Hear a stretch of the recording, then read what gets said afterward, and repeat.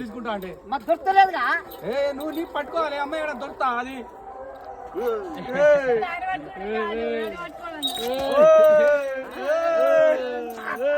కత్రునే చూసి ఎంతసేపు స్కూటీ అనా ఏం లేదా వేరే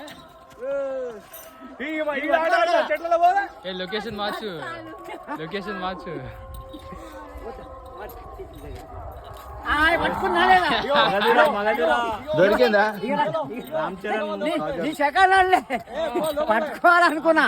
చెంపల్ గీత పైన ఎందుకంటే మళ్ళీ వచ్చిన పోరాడు తిడతాడు.